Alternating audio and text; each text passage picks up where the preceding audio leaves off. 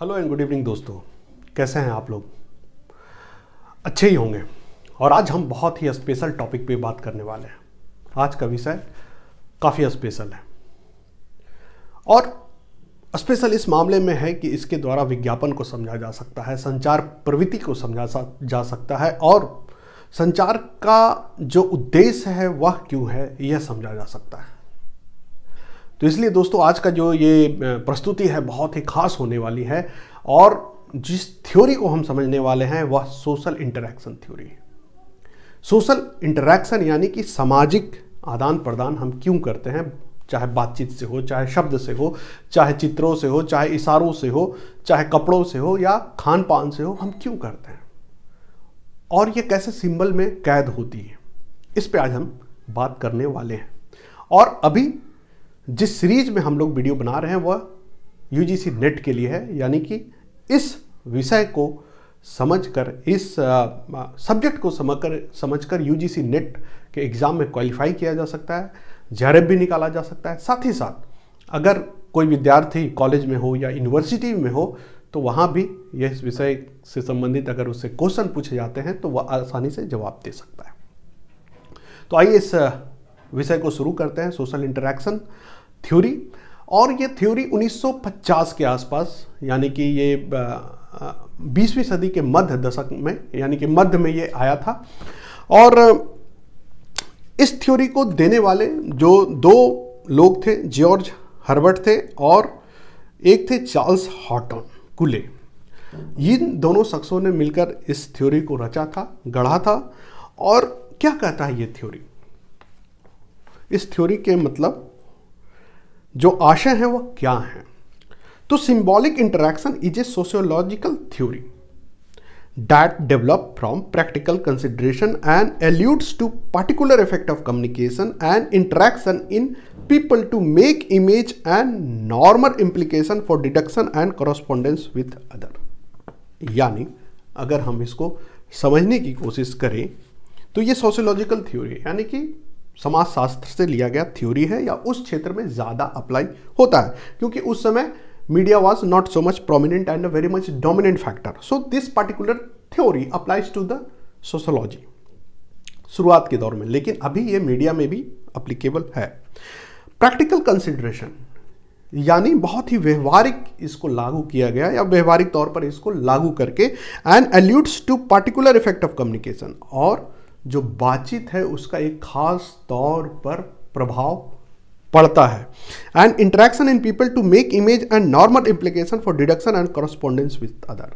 और इसमें छवियों को, इमेज यानी छवि, तस्वीर, चित्र को यह बताया गया है कि नॉर्मल इम्प्लीकेशन फॉर डिडक्शन, निकालने के लिए, डिडक्शन मीन्स आगमन, और कॉरस्पॉन्डेंस यानी बातचीत, यानी कि हम समझने के लिए भी तस्वीरों का प्रयोग करते हैं या छवियों का प्रयोग करते हैं, और समझाने के लिए भी करते हैं, यानी बातचीत के लिए भी करते हैं। और कोई अगर हमें बताता है तो हम छवियों के माध्यम से उसको समझते हैं। ये ठीक उसी प्रकार है जैसे मैं कहूँगा कि मैं यहाँ से दिल्ली भाया लखनऊ जा रहा था। अब आपके दिमाग में लखनऊ की एक छवि आएगी, दिल्ली की एक छवि आएगी, यहाँ मैं बोला तो यहाँ के बारे में एक छवि आएगी। अगर आपको पता होगा कि मैं अभी पटना में हूँ तो पटना की छवि आएगी, आपको पता होगा कि मैं मुंबई में हूँ, मुंबई की छवि आएगी।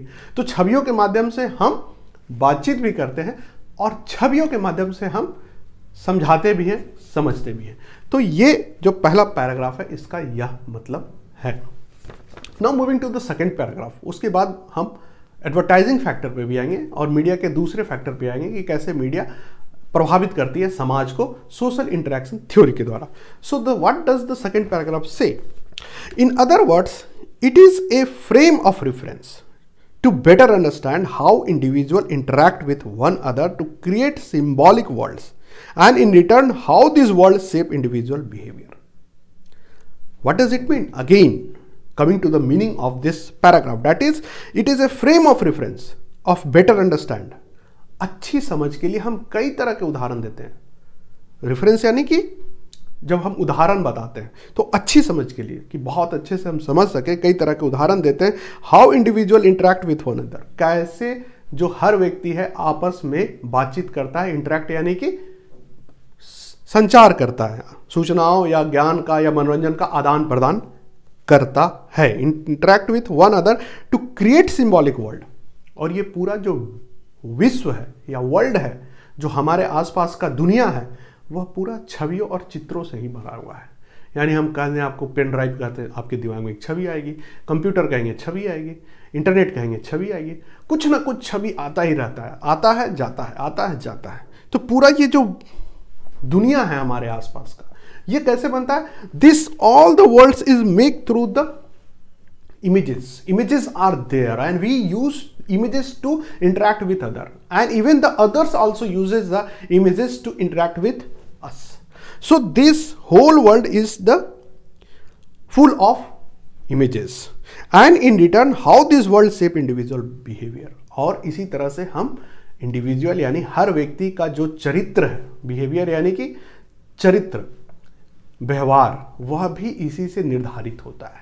यानी हम कह देंगे कि वो आदमी बुरा है तो आपके दिमाग में बुरा छवि बन जाएगा। अब आगे से आप चाहिएगा कि अगर इस छवि की बुराई होती है तो आप वह छवि नहीं बनना चाहिए। अगर मैं कह दूं कि चोरी करना बुराई है तो चोरी से संबंधित एक छवि बनेगा, बुराई से संबंधित एक है, और किसी ने यह बता दिया कि this is not good, then you will try to not become a thief. आप चोर बनना नहीं चाहेंगे।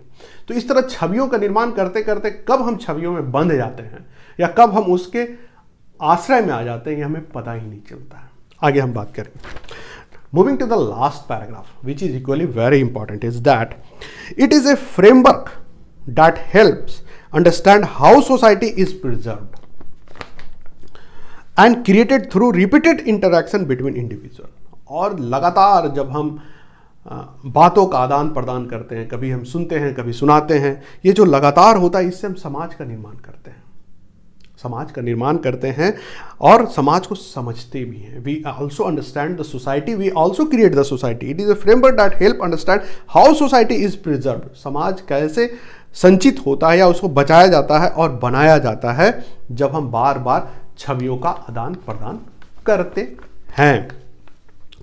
Now the thing that is to be note down is that, एक बार हमने अगर समझ लिया कि छवियों के द्वारा हम पूरे समाज को समझते हैं, ठीक है। अब इसमें प्रश्न यह हो सकता है कि मीडिया कैसे हमें प्रभावित करती है इन छवियों के द्वारा। अब मीडिया का पूरा जो है, and whenever I am going to talk और I am talking about the media, it not necessarily is limited to the news media only, try to understand. It also elaborate, it also includes all form of media, advertising, film, music, each and every. तो media का मतलब जैसे विज्ञापन में कई छवियां आपको दिखाई जाती हैं, जैसे एक डीओ का बहुत पॉपुलर छवि है, डीओ लगाते हैं और 4 लड़कियां आपके आसपास आ जाती हैं। अब ये छवि बनाकर यूथ को टारगेट किया जाता है कि once you will be using this DO then you will get this opportunity to have a multiple friend with in your company. अब इस चक्कर में ना जाने कितने हजार का लोग डीओ फूंक डालते हैं स्टूडेंट लाइफ में। कुछ के साथ होता होगा, आई एम नॉट श्योर, लेकिन मोस्टली के साथ ऐसा होता नहीं है।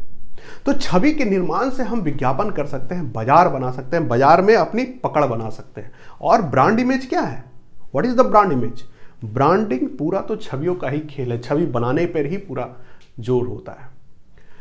तो सोशल इंटरेक्शन जो है वह पूरा इस थ्योरी के अनुसार छवियों के द्वारा बनता है, और लोग बातचीत से छवि क्रिएट करते हैं, इमेजेस क्रिएट करते हैं, और उसी इमेजेस से बनते भी। मीडिया भी वही करता है, छवि पहले तो बनाता है और उस छवि का फिर व्यापार करता है विज्ञापन में।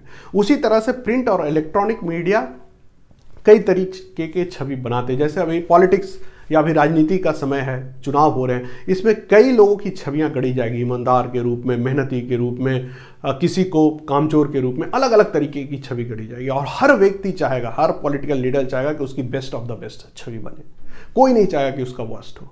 इनफैक्ट वो कितना भी कोशिश करे, कुछ ना कुछ नेगेटिव छवि भी बनेगी ही बनेगी। और समाज में हमेशा द्वंद्व में छवि जाती है, द्वैत में छवि जाती है, यानी कि पाप है तो पुण्य है, गुड है तो बैड है, ट्रू है तो फॉल्स है। तो आप चाहे या ना चाहे, जो एंटी छवि है वो बनती है। अगर डीओ लगाना अच्छी बात है तो उसकी नेगेटिव छवि बनती है कि भाई ये लगाने से पैसे की बर्बादी हो सकती है, कुछ और प्रॉब्लम हो सकती है, कमजोरी हो सकती है ब्रांड के प्रति।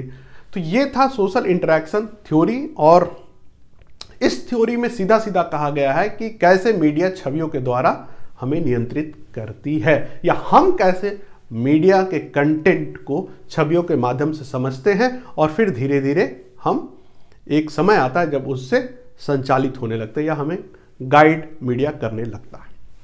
तो ये मीडिया और समाज को समझने का एक थ्योरी था। आपको यह प्रस्तुति कैसी लगी? अगर अच्छी लगी होगी तो लाइक करिएगा और कमेंट भी कर सकते हैं, और चैनल को अगर सब्सक्राइब नहीं किया होगा then please consider it subscribing.